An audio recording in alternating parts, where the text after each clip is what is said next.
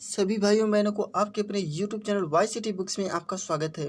Please जो लोग हमारे चैनल को सब्सक्राइब नहीं किए हैं वो लोग हमारे चैनल को सब्सक्राइब जरूर कर लेंगे। साथ ही बगल में बेल आइकन की बटन है उसे भी प्रेस कर देंगे, जिससे कि आगे आने वाले वीडियो का नोटिफिकेशन उन तक पहुँचता रहे। दोस्तों, मैं कि जो मॉक टेस्ट करा रहा हूँ मैकेनिकल इंजीनियरिंग वाले बच्चों के लिए बहुत ही इंपॉर्टेंट है। सभी लोग मॉक टेस्ट जरूर देते रहिएगा, ठीक है। देखिए, मैं मॉक टेस्ट जो है थर्मोडायनेमिक्स का कंप्लीट करा चुका हूँ और इस समय करा रहा हूँ मैं स्टीम पावर प्लांट का, और इसमें भी पार्ट 2 कंप्लीट हो चुका है।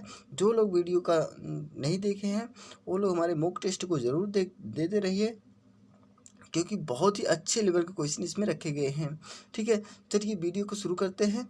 क्वेश्चन नंबर हमारा 42 है। 41 तक मैं पार्ट 2 में करा चुका हूँ और ये कह रहा question, thermal efficiency of Rankine cycle can be enhanced by. जो रैंकाइन साइकिल में थर्मल इफिशियंसी क्या हो सकती है जो नीचे दी गई है। Decreasing the average temperature of heat addition. अगर हम हीट को एडिशन करेंगे तो उसमें टेम्परेचर एवरेज रैंकाइन साइकिल में डिक्रीज हो जाएगी। ऑप्शन नंबर ये गलत हो जाएगा, नहीं उस पर नहीं डिपेंड करती है। और देख लीजिए, increase the super heating of constant pressure. हाँ, ये तो इंक्रीज हो जाएगी कब, रैंकाइन साइकिल में जो है थर्मल एफिशिएंसी तुरंत, अगर सुपर हीट होता है उस पर अगर हम कांस्टेंट प्रेशर रख देंगे तो हमारा रैंकाइन साइकिल में थर्मल एफिशिएंसी इंक्रीज हो जाएगी। ऑप्शन नंबर बी सही हो जाएगा, ठीक है। कोई दिक्कत नहीं है, हमें आगे पढ़ने की ज़रूरत नहीं है। ऑप्शन नंबर बी हमारा सही हो गया। दोस्तों, आप लोग मॉक टेस्ट लगाते रहिए और उसमें आप लोग ये चेक कीजिए मेरा कितना क्वेश्चन सही जा रहा है, ठीक है।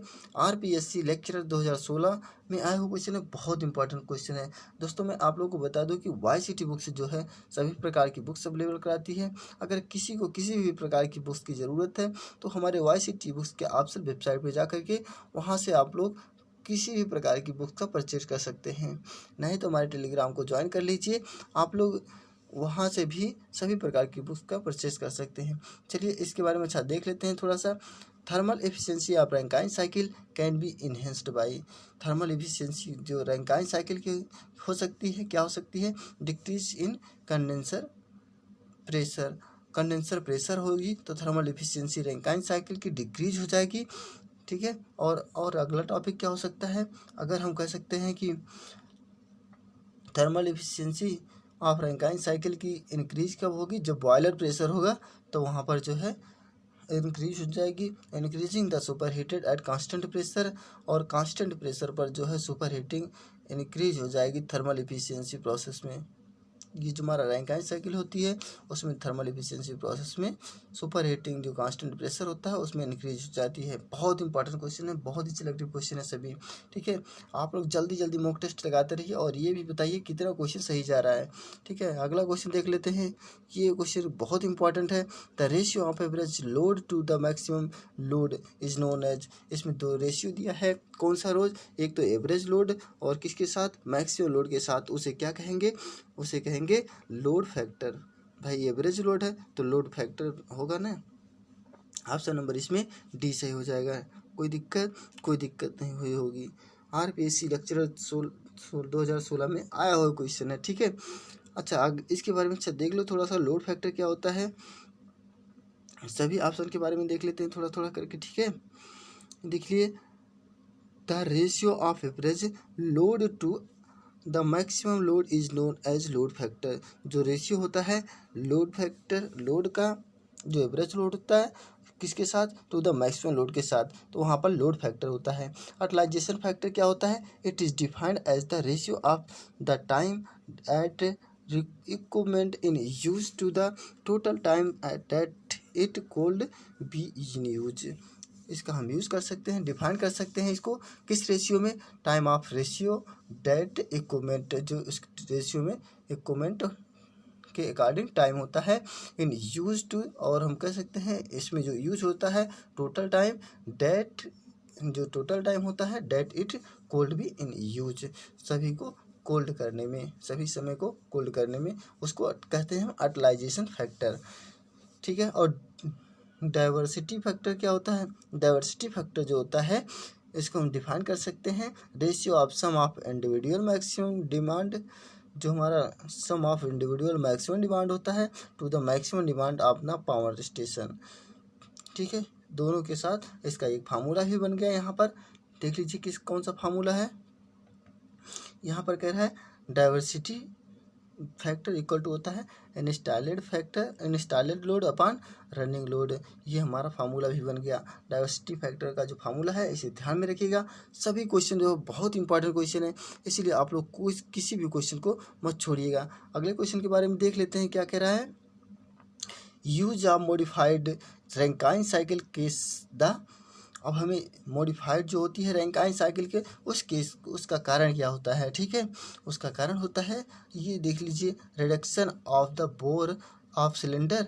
नहीं, अगर हम बोर ऑफ सिलेंडर को रिडक्शन कर देंगे तो वहाँ पर रैंकाइन साइकिल का कोई कारण नहीं होगा, उसमें कोई हाथ नहीं होगी। ठीक है, ऑप्शन नंबर 1 बिल्कुल गलत हो जाएगा। और हम देख लेते हैं ऑप्शन नंबर बी को, reduction of the stock of cylinder.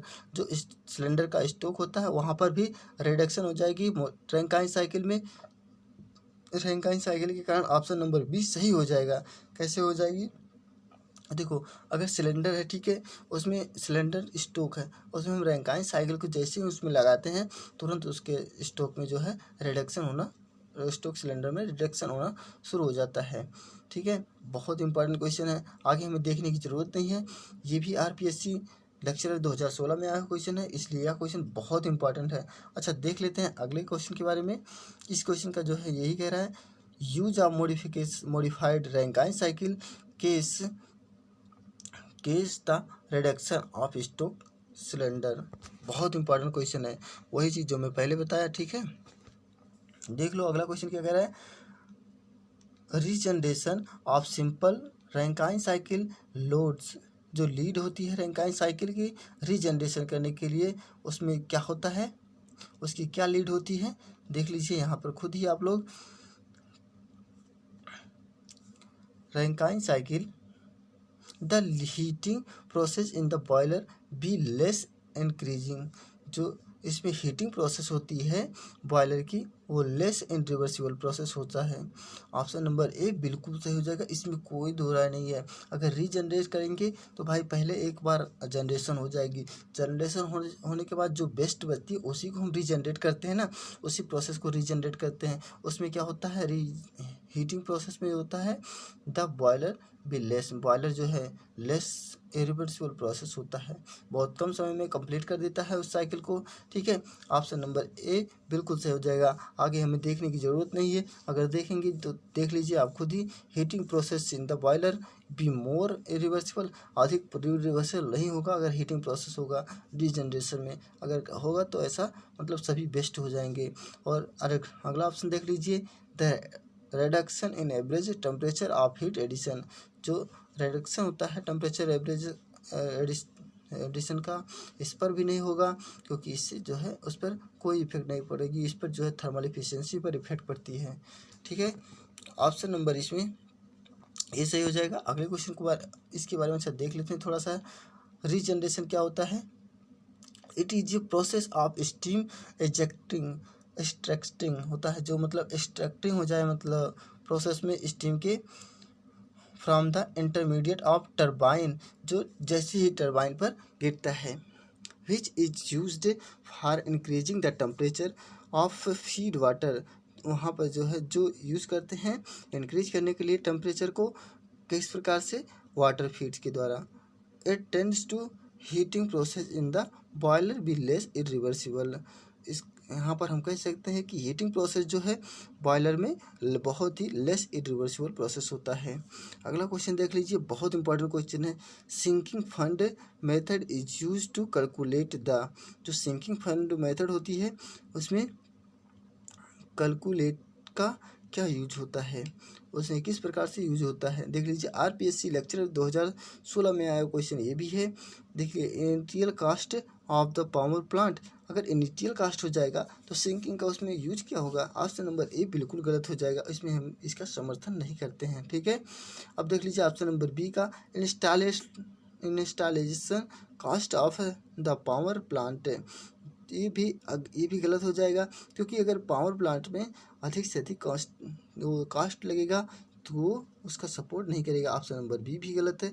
Option number C को देख लेते हैं, depreciation cost of the power plant, option number D बिल्कुल सही हो जाएगा। जो पावर प्लांट का कॉस्ट होगा डिप्रिसिएशन हो जाएगा, मतलब कम से कम मात्रा में होगा। ठीक है, इसमें कोई दो राय नहीं है, ऑप्शन नंबर सी सही हो जाएगा। ठीक, कोई दिक्कत नहीं है। अच्छा, अगले क्वेश्चन के बारे में देख लेते हैं। अच्छा, इसके बारे में थोड़ा सा देख लेते हैं क्या है।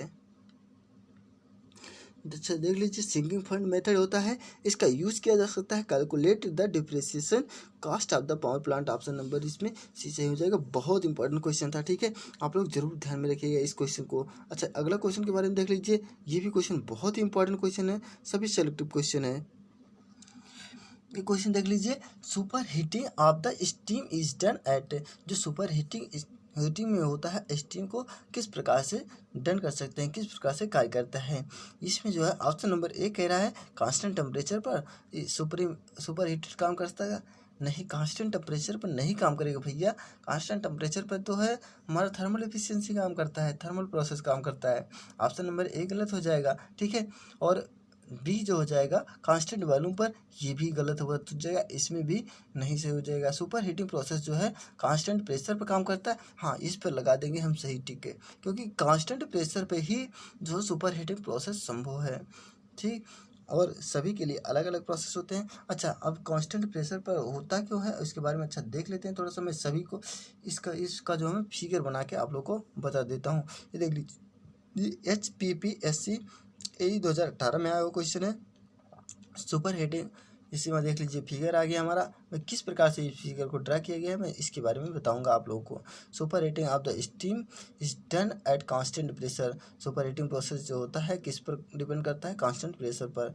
देख लीजिए फिगर, कितना बढ़िया फिगर है, TS डायग्राम है। ठीक, यहाँ से देख लीजिए प्रोसेस, ये हमारा कांस्टेंट प्रेशर हो, सभी पे कांस्टेंट प्रेशर है। प्रोसेस A to B जा रहा है, B to C जा रहा है। ठीक है, कोई दिक्कत नहीं हुई होगी।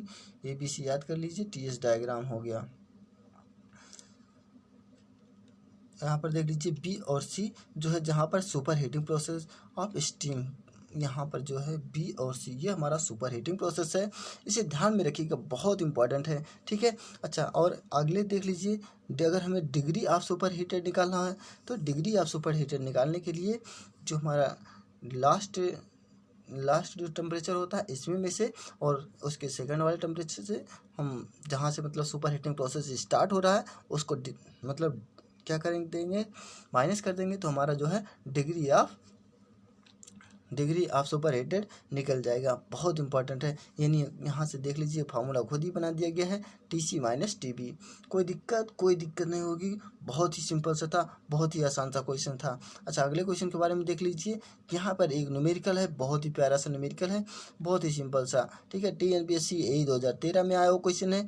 ये क्वेश्चन बहुत इंपॉर्टेंट है, आप लोग जरूर देखिएगा। The degree of collection for a given S collector in which 75 kg per second of S in entering and 25 kg of S leaving is। देखिए मैं क्या क्या बता दे रहा हूँ, आप लोग को तुरंत ध्यान में देखिएगा। मैं क्वेश्चन को बढ़िया से पढ़ दे रहा हूँ। जो हमारा डिग्री ऑफ कलेक्शन हमें निकालना है यहाँ से, और हमें दिया क्या है, हमें दिया है जो है गिवन एस दिया है, क्या कलेक्टर इन विच 75 kg। ठीक है, और हमें दिया है जो, और एक दिया है एंट्रिंग होता है, जब एंट्रिंग होता है तब 75 होता है, और जब लीविंग होता है मतलब आउटिंग होता है तो वहाँ पर 25 किलोग्राम पर सेकंड है। ठीक है, बहुत इंपॉर्टेंट है, इसलिए आप लोग ध्यान में रखिएगा इसे। अच्छा, अब इसको मैं लगा के बताते रहा हूँ किस प्रकार से हो रहा है, खुद देख लीजिए। यहाँ पर जो मास, डिग्री ऑफ मास है, जो एस का मास दिया है ये 75 kg पर सेकंड दिया है जब इंटर करता है। ठीक है, जब मास जो है बाहर निकलता है तो 25 kg पर सेकंड में निकलता है, यानी लीविंग कहिए या आउटर करिए। कलेक्शन ऑफ एस हमें निकालना है, क्या निकालना है हमें, डिग्री ऑफ कलेक्शन निकालना है। डिग्री ऑफ कलेक्शन निकालने के लिए यहाँ पर मैं, ये हमारा फार्मूला था ना, TC माइनस TB, जो superheated last to minus जहाँ से प्रोसेस सुपर हीटेड स्टार्ट हो रहा है उसमें से माइनस कर देंगे तो हमारा degree of super heating process निकल जाता था। वही काम यहाँ पर भी करेंगे। ठीक है, देख लीजिए, डिग्री ऑफ कलेक्शन हमें निकालना है, DOC इक्वल टू होता है, आप लोग को पता ही है, जो मास हमारा एंटर कर रहा है उसमें से माइनस मास जो छोड़ रहा है उसको हम निकाल देंगे और किससे भाग देंगे, मास ऑफ इनर से भाग दे देंगे, तो हमारा डिग्री ऑफ कलेक्शन निकल जाएगा। कोई दिक्कत नहीं होगी। देख लीजिए यहाँ पर दिया है 75 जब इंटर कर रहा है, यहाँ पर 75 रख देंगे, माइनस 725 माइनस 1 यहाँ पर रख देंगे, अपान कितना हो जाएगा 75। इसको जो हम कलेक्शन करेंगे, कैलकुलेट करेंगे कैलकुलेटर के द्वारा, तो हमारा ये हो जाएगा 0.6667 आंसर हो जाएगा हमारा। बहुत इंपॉर्टेंट क्वेश्चन था, बहुत ही अच्छा सा न्यूमेरिकल था, प्यारा सा था। अच्छा, अगले क्वेश्चन के बारे में देख लेते हैं। यह क्वेश्चन जो बहुत इंपॉर्टेंट क्वेश्चन है, ये देखिए, ये भी TNPSC AE 2013 में पूछा हुआ क्वेश्चन है। ठीक है, the excess temperature delta TE, जो एक्सेस टेम्परेचर है डेल्टा TE इक्वल टू क्या होगा, अगर हमें दिया है TS जो है, जहाँ पर TS को हम कह सकते हैं सरफेस टेम्परेचर है, और टी सेचुरेशन टी सेट दिया है जो है सेचुरेशन टेम्परेचर है, और टी सुप दिया है जो सुपर हीटेड टेम्परेचर है। तो हमारा ये फार्मूला क्या हो जाएगा, जो टेम्परेचर एक्सेस इक्वल टू हो जाएगा डेल्टा TE इक्वल टू हो जाएगा हमारा TS माइनस टी सेचुरेटेड, मतलब T surface temperature minus T saturation temperature को निकाल देंगे तो हमारा टेम्परेचर जो है एक्सेस टेम्परेचर निकल जाएगा। ठीक, कोई दिक्कत नहीं होगी। अच्छा, और इसके बारे में देख लेते हैं थोड़ा सा। यहाँ पर मैं डिस्क्राइब किया हूँ जो एक्सेस टेम्परेचर डेल्टा TE कह सकते हैं हम, या कह सकते हैं डिग्री ऑफ सुपर हीटिंग करेंगे ना, जो TS माइनस टी सेचुरेटेड हो जाएगा। सभी के बारे में आप लोगों को पता है। अच्छा, अगले क्वेश्चन के बारे में देख लेते हैं। क्वेश्चन नंबर 50 कह रहा है, यह भी क्वेश्चन बहुत ही सिलेक्टिव क्वेश्चन है। The heat carried away from by coolant is called eight. ठीक है, इसमें दिया है हीट को कैरिड करते हैं, ले जाते हैं किसके द्वारा, कूलेंट के द्वारा, तो उसे वहाँ पर क्या कहेंगे, वहाँ पर हम कहेंगे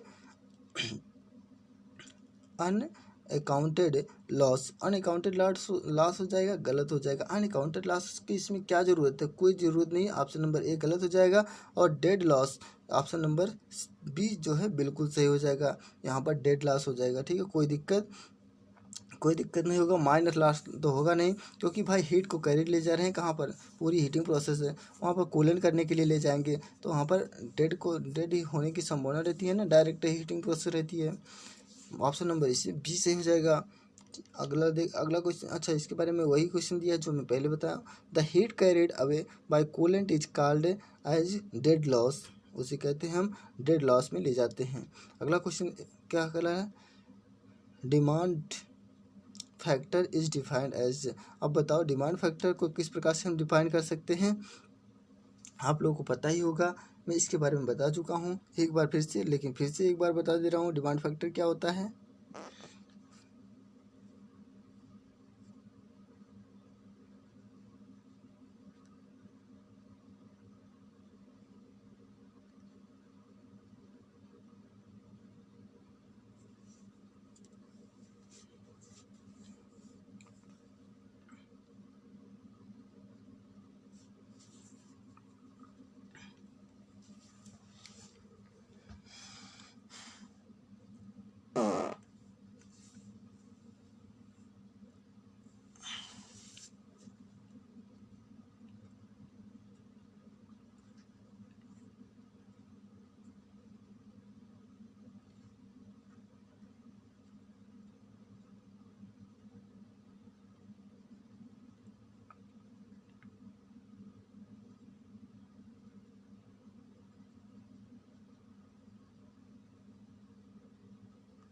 देख लीजिए, ये efficiency of chimney is approximately eight.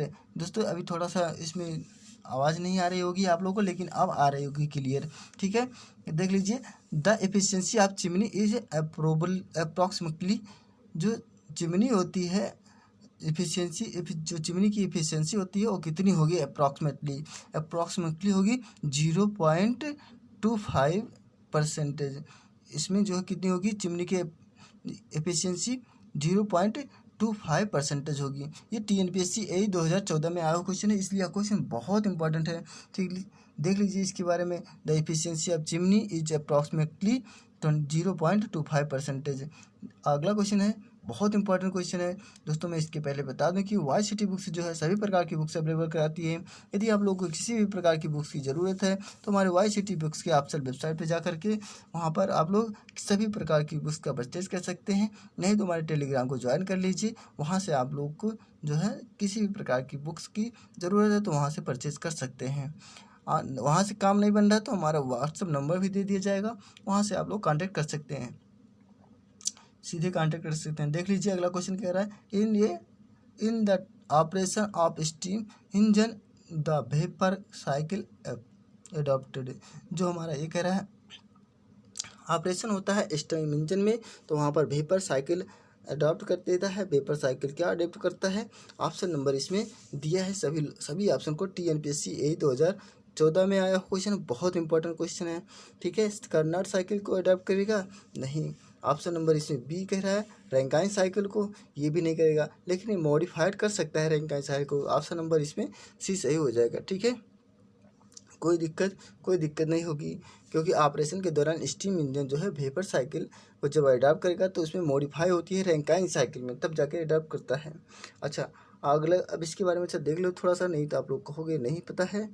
In the operation of steam engine the vapour cycle adopted is modified Rankine cycle.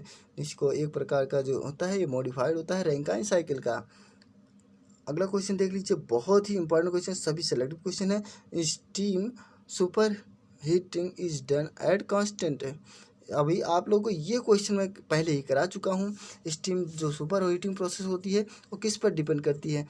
देख लीजिए ऑप्शन नंबर ए कह रहा है प्रेशर पर। हाँ, प्रेशर पर डिपेंड करती है। अभी सुपर हीटिंग प्रोसेस का मैं आप लोग को फिगर बना के भी बताया था। मास ऑफ फ्लो पर डिपेंड नहीं करेगी, ना टेम्परेचर पर डिपेंड करती थी, ना एंट्रोपी पर डिपेंड करती थी। ऑप्शन नंबर इसमें ए से हो जाएगा। किस पर डिपेंड करती थी? ये सुपर हीटिंग प्रोसेस हमारा ये प्रेशर पर डिपेंड करती थी। अब देख लीजिए, steam super heating is done at constant pressure. वही प्रोसेस जो मैं इसके पहले फिगर बनाया था, वही फिगर फिर से आ गया है, आप लोग देख लीजिए खुद ही। यहाँ पर दिया है TS डायग्राम है ये TS डायग्राम में यहाँ पर देखिए, जो हमारा प्रेशर कांस्टेंट हो रहा है, यहाँ पर टेम्परेचर कांस्टेंट हो रहा है, लेकिन जब सुपर हीटिंग प्रोसेस ले जाते हैं तो हमारा P इक्वल टू प्रेशर यहाँ का कांस्टेंट हो जाता है। ठीक है, प्रेशर हमेशा कांस्टेंट ही रहता है, और ये हमारा सैचुरेटेड वेपर नीचे आ रहा है। ठीक है, कोई दिक्कत, ये हमारा क्रिटिकल पॉइंट होता है। कोई दिक्कत कहीं पे और कोई दिक्कत नहीं होगी। पूरी फिगर को हम बता दिया हूँ कहाँ पर क्या हो रहा है। और हमें यहाँ पर अगर पूछ लिया जाए डिग्री ऑफ सुपर हीटेड क्या होता है, तो हम यहाँ पर कह सकते हैं T2 माइनस T1। ये हमारा जो सुपर हीटिंग प्रोसेस हो रहा है T2 हो जाएगा, यहाँ पर ये हमारा T1 हो जाएगा। यहाँ से हम इसको डिक्रीज कर सकते हैं। कोई दिक्कत नहीं होगी, इसलिए मैं बहुत अच्छे से तरीके से बता रहा हूँ। अगला क्वेश्चन देख लीजिए, ये कह रहा है the draft which chimney produced is called. जो ड्राफ्ट होती है, जो चिमनी प्रोड्यूस करती है, उसे क्या कहते हैं? उसे कहते हैं हम इंड्यूस्ड ड्राफ्ट। क्या इंड्यूस्ड ड्राफ्ट कहेंगे? नहीं कह पाएंगे, और नहीं, अगर क्योंकि जो है इंड्यूस्ड उसमें कुछ ना कुछ लगाया जाता है, लेकिन चिमनी जो है अपने आप ही, जो चिमनी अपने आप ड्राफ्ट को प्रोड्यूस कर रही है उसे कहते हैं नेचुरल ड्राफ्ट। ऑप्शन नंबर इसमें बी से हो जाएगा। फोर्स ड्राफ्ट भी नहीं करेंगे, फोर्स ड्राफ्ट भी नहीं करेंगे, बैलेंस ड्राफ्ट भी नहीं कहेंगे। ऑप्शन नंबर इसमें क्या से हो जाएगा? Natural draft. अच्छा, अब नेचुरल ड्राफ्ट क्या होता है उसके बारे में देख लो थोड़ा सा। क्या होता है नेचुरल ड्राफ्ट? जो नेचुरल ड्राफ्ट है उससे हम कह सकते हैं, या कह सकते हैं हम chimney draft. Chimney draft is the pressure difference which case A flow of air. जहाँ पर जो है जिस केस में फ्लो होता है एयर, या हम कह सकते हैं गैसेस फ्लो होती है, कहाँ से? From one point two another point in the boiler system. Boiler system में एक पॉइंट से अदर पॉइंट के लिए। और ड्राफ्ट इज रिक्वायर्ड, जहाँ पर जो है ड्राफ्ट की रिक्वायर्ड होती है in a boiler system mainly due to two reason. जो बॉयलर सिस्टम होती है उसमें मेनली दो कारणों से रिक्वायर्ड होती है, ड्राफ्ट की रिक्वायर्ड होती है। To supply the sufficient air, जो अच्छी मात्रा में, कितनी मात्रा में है, सब एयर को सप्लाई करना है। कंप्लीट कम्बेशन के लिए, जो कंप्लीट कम्बेशन हो जाए, मतलब बर्न हो जाए वहाँ पर। और अगला कारण क्या हो सकता है यहाँ पर ड्राफ्ट लगाने का, to remove the fuel gases from the system, वहाँ से जो फ्यूल गैसेस होती है वहाँ उस सिस्टम से निकालने के लिए। कब? After combustion and the heat exhausting, तो आफ्टर मतलब कम बाद में, कम्बेशन करने के बाद, और कह सकते हैं हम हीट को एक्सचेंज करने के लिए एक प्रकार से इसका यूज़ किया जाता है। अच्छा, अगला क्वेश्चन देख लीजिए, बहुत इंपॉर्टेंट क्वेश्चन है। Without the use of super heating a boiler process steam of about, हमें इसमें बताना है बॉयलर प्रोसेस का स्टीम जो है बिना सुपर हीटिंग बॉयलर के जो प्रोड्यूस होता है स्टीम, उसके बारे में बताना है। ठीक है,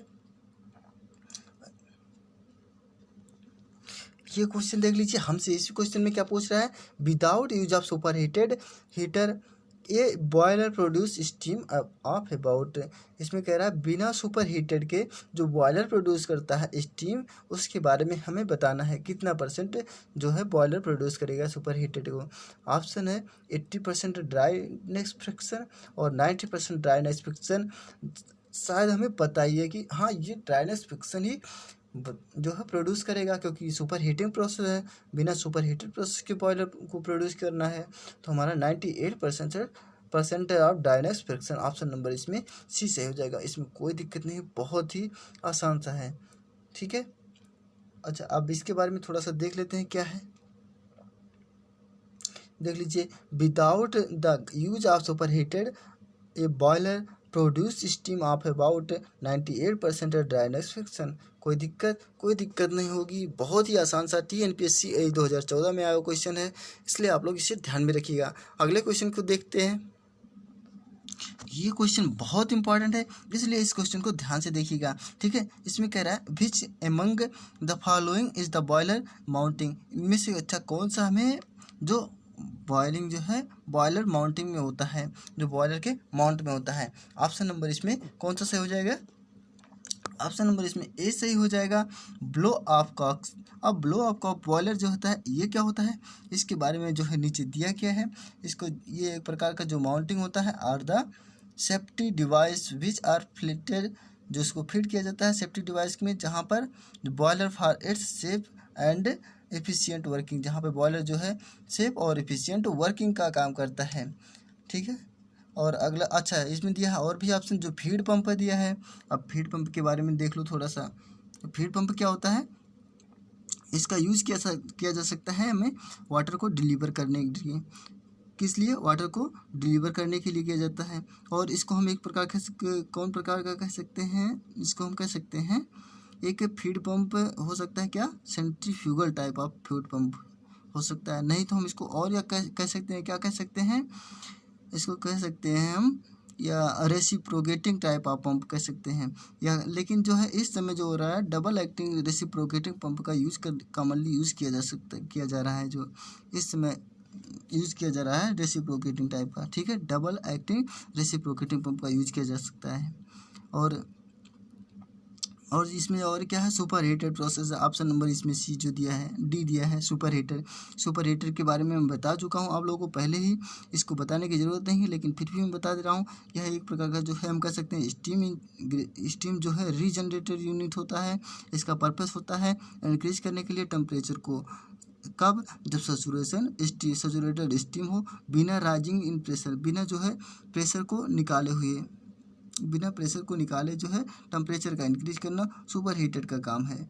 और इकोनोमाइजर का काम क्या होता है, ये भी दिया है ऑप्शन में, इससे भी देख लेते हैं। यह एक प्रकार का जो डिवाइस होता है, ये feed water by utilising the heat of exhausting fuel gases before leaving through the chimney. जो चिमनी के पहले फ्यूल गैसेस होती हैं जो लीव करने वाली होती हैं, उसको जो हमें यूटिलाइज करने के लिए, मतलब ठंडा करने के लिए हम कह सकते हैं कि ठंडा करो या हीट करो उस वाटर के द्वारा, तो वहाँ पर उसे कहते हैं हम क्या, इकोनोमाइजर का काम होता है वहाँ पर। ठीक है, इसका काम होता है। और अगला ये क्वेश्चन जो है बहुत इंपॉर्टेंट क्वेश्चन था। अच्छा, इसके बारे में देख लीजिए, यहाँ पर थोड़ा सा दिया है एग्जाम्पल क्या हो सकता है। जो हमारा बॉयलर माउंटिंग होता है, इसका ऑर्डर होता है वाटर लेवल इंडिकेटर होता है एक, इसको ध्यान में रखिएगा। ठीक है, और प्रेशर गेज, ये भी माउंटिंग बॉयलर है। और हमारा सेफ्टी वाल्व ये भी माउंटिंग बॉयलर है। सभी को जो है बहुत ही ध्यान में रखिएगा, क्योंकि अभी इसके बाद भी क्वेश्चन पूछ सकता है, ठीक है। स्टॉप वाल्व जो होता है ये भी माउंटिंग क्वेश्चन है, माउंटिंग बॉयलर है, माउंटिंग बॉयलर का पार्ट है, ठीक है। और इसमें है ब्लो ऑफ कॉक्स, ये भी माउंटिंग बॉयलर का है, अभी इसके ऑप्शन में सही था, ठीक है। फीड चेक वाल्व ये भी है। और हमारा अगर कह दिया जाए हमारा यहाँ पर बॉयलर एसेसरीज, जो बॉयलर की एसेसरीज होती हैं वो क्या हो सकती हैं, सभी को इसमें रख दीजिए।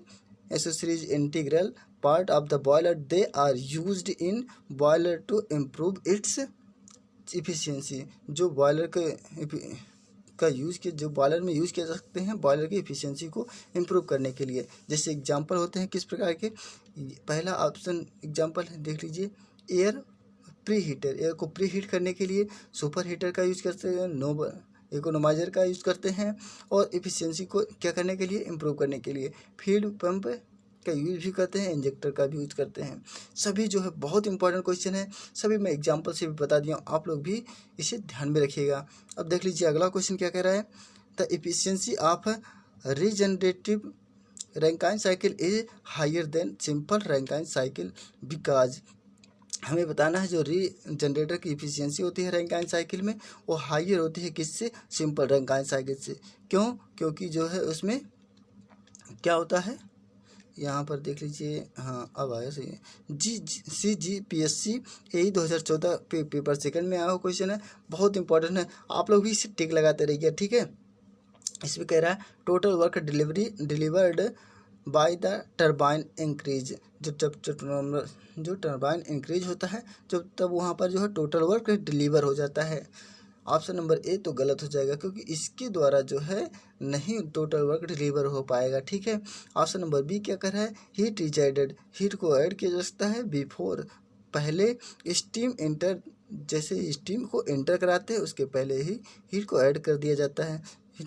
द लो प्रेशर टरबाइन, जब लो प्रेशर टरबाइन में हम यूज़ करेंगे तो वहाँ पर हमारा हीट ऐड करने की क्या फ़ायदा होगी, कोई फ़ायदा नहीं होगी। ऑप्शन नंबर बी भी गलत हो जाएगा, ठीक है। ऑप्शन नंबर ए और बी बिल्कुल गलत है। ऑप्शन नंबर सी को देख लेते हैं, average temperature of heat addition in the boiler increase, जो एवरेज टेम्परेचर होता है हीट को एडिशन करता है in the boiler increase, boiler में इंक्रीज करने के लिए। ऑप्शन नंबर सी सही हो जाएगा, ठीक है। इसके पहले मैं इसके बारे में बता चुका हूँ किस प्रकार से जो है हीट को एडिशन किया जाता है, तो वहाँ पर टेम्परेचर एवरेज जो है वहाँ पर इंक्रीज हो जाती है बॉयलर में, ठीक है। कोई दिक्कत नहीं होगी। अच्छा आइए अगले क्वेश्चन के बारे में देख लेते हैं। अच्छा इसके बारे में पहले थोड़ा सा देख लो, the efficiency of regenerative Rankine cycle is higher than simple Rankine cycle because average temperature of addition in the boiler increase, because क्योंकि जो है इसमें टेम्परेचर ऑफ हीट को एडिशन किया जा सकता है बॉयलर को इंक्रीज करने के लिए। बहुत इंपॉर्टेंट क्वेश्चन था ये, क्वेश्चन देख लीजिए और भी इम्पॉर्टेंट है। ये curve showing the variation of load on a power station, जो ये हमारा ये कर्व होगा, ठीक है, उसमें शो कराएगा वेरिएशन लोड को और किस पर, पावर जनरेशन पावर स्टेशन को किसके साथ, with respect to time is known as, जो वहाँ उसके साथ जो टाइम दिया रहेगा उसके साथ, तो वहाँ पर क्या सही हो जाएगा, यहाँ पर लोड कर्व हो जाएगा। ऑप्शन नंबर इसमें ए सही हो जाएगा, ठीक है। कोई दिक्कत नहीं होगी, क्योंकि इसमें वही क्वेश्चन कह रहा है जब हम शो कराएंगे वेरिएशन को जो लोड ऑन लोड पर पावर स्टेशन होगा उसके साथ, और कह सकते हैं हम रिस्पेक्ट टू टाइम, तो रिस्पेक्ट टू टाइम दिया है तो लोड कर्व हो जाएगा, कोई दिक्कत नहीं होगी। अगर हम लोड ड्यूरेशन कर्व करेंगे, लोड ड्यूरेशन कर्व नहीं हो पाएगा, ठीक है। इसमें क्योंकि शो कराना है, सीधे शो दे दिया है कि इस पर इसी पर होगा, ठीक। कोई दिक्कत नहीं है। चलिए देख लेते हैं अगला क्वेश्चन, इसके बारे में अच्छा देख लो थोड़ा सा। ये curve showing the variation of load on a power station with respect to time is known as load curve. अगला क्वेश्चन अब देख लेते हैं क्या है। ये पावर, इसमें एक न्यूमेरिकल आ गया, बहुत इंपॉर्टेंट न्यूमेरिकल है, इसे भी कर लेते हैं, ठीक है। न्यूमेरिकली दिया है लेकिन न्यूमेरिकली है नहीं उतना। ये power generation station is to supply for region, 4 region से जो है पावर को इसमें इस रीजनरेट के लिए स्टीम में सप्लाई किया जा सकता है। क्या हो सकता है, आप load the peak the peak demand of 10 megawatt. जो पीक होता है उसको छोड़ने के लिए जो लोड होता है उसमें जो है पीक लोड होता है, एक कमज़ोर लोड होता है, उसका डिमांड को कितना होता है 10 मेगावाट के लिए होता है। और हम कह सकते हैं एक 15 मेगावाट के लिए होता है, एक हम कह सकते हैं एक 20 मेगावाट के लिए होता है और एक 30 मेगावाट के लिए। If the diversity factor is 1.5 the maximum demand on the factor on the station is, तो वहाँ पर जो है मैक्सिमम डिमांड स्टेशन का क्या हो जाएगा। ठीक है, कोई दिक्कत नहीं है। देख लिए अभी मैक्सिमम डिमांड उसका हो जाएगा, किस पर डिपेंड करेगा, हमें निकालना इसमें क्या है, ये पावर रीजनरेटर है। ठीक है, पावर रीजनरेशन प्रोसेस है, इसमें कितना आ जाएगा एक बार हम देख लेते हैं इसे। देख लीजिए इसमें दिया है। ठीक है, इसमें ऑप्शन जो भी दिया है उसको आप लोग खुद ही लगा लेंगे, जैसे मैं बताऊंगा। इसके पहले क्या हो जाएगा, इसमें हमें क्या निकालना है, diversity factor. Diversity factor equal to क्या होता है, diversity factor is the ratio of sum individual और नन को coincident maximum load of factor subdivision of the system to the maximum demand of complete system.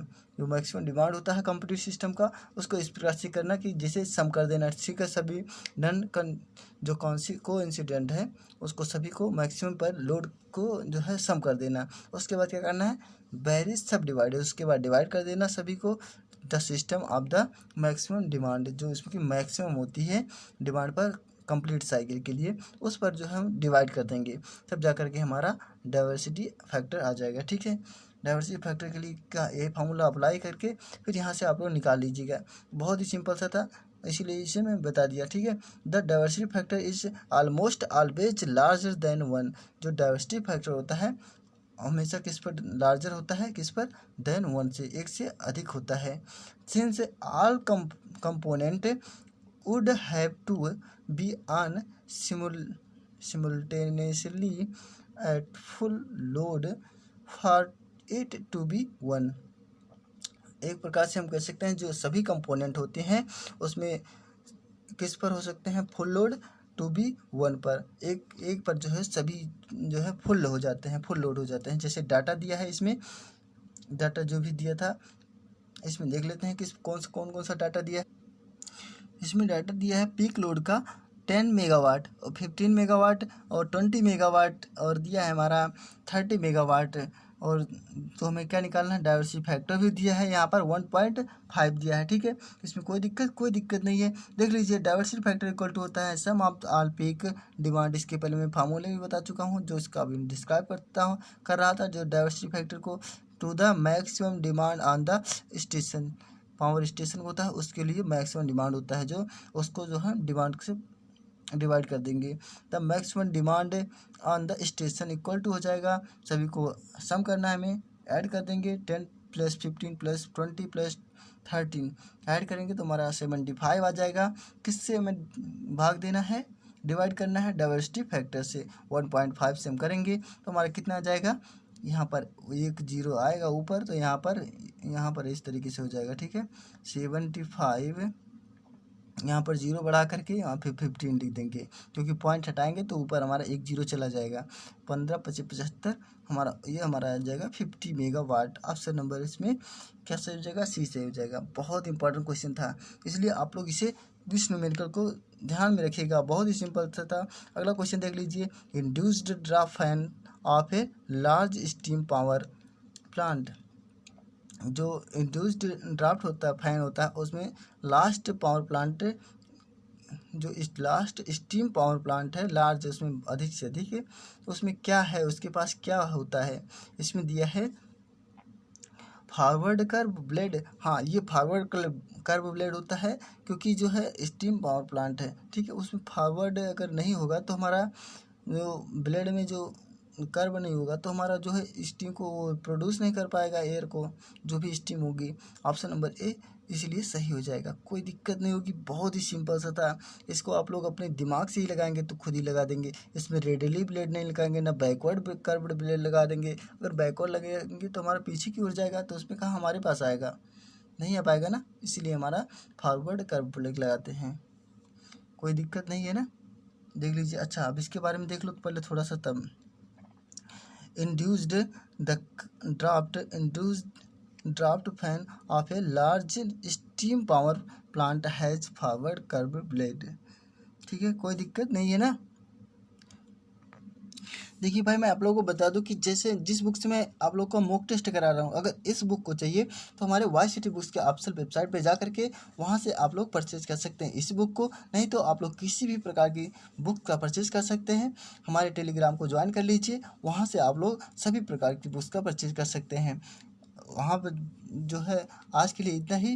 Video कैसा लगा comment box में लिख के ज़रूर बताइएगा। दोस्तों मैं अगले पार्ट को लेकर आऊँगा और भी अच्छे लेवल के क्वेश्चन के साथ, क्योंकि बहुत ही सरल क्वेश्चन है। और सभी लोग जो है 4 PM पर मॉक टेस्ट देना मत भूलिएगा। फिर अगले दिन हम फिर मिलेंगे, तब तक के लिए नमस्कार।